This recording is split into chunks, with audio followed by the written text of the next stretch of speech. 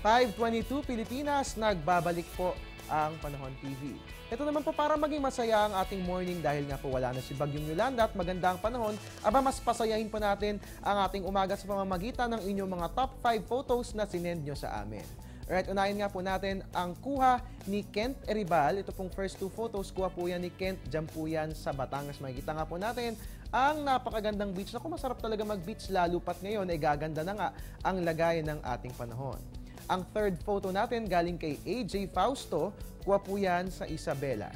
Ang fourth photo natin galing kay Mark Pazon, kuha po yan sa MBK Center sa bansang Thailand. At ang panghuli po nating photo galing kay Raven Urpano, kuha po yan sa bansang the Netherlands. Uy, maraming salamat po sa pagsasend ng inyong mga litrato sa amin. Of course, feel free kung meron po kayong mga nakunan dyan na maganda, sunrise po ba yan o mga patak ng ulan, pwede nyo po isend sa amin yan. Ang gagawin nyo lang, ilalagay nyo po yan sa ating Facebook page para po sa gayon ay makikita po natin yan at mapi-feature natin dito po yan sa ating programa.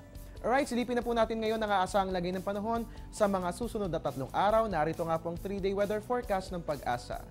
Ngayon nga pong wala na si Bagyong Yolanda, gaganda ba ang lagay ng ating panahon sa Baguio?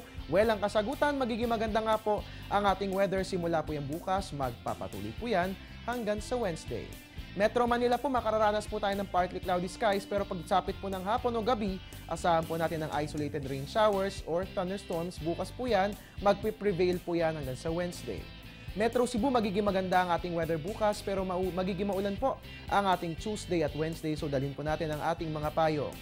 Metro Davao, partly cloudy skies, bukas po yan hanggang sa Wednesday at bilang panghuli, sa Zamboanga makararanas po tayo ng partly cloudy skies na may isolated rain showers or thunderstorms, bukas po yan hanggang sa Wednesday. At mga kabayan, yan nga po ang 3-day weather forecast natin sa atin ng Pag-asa.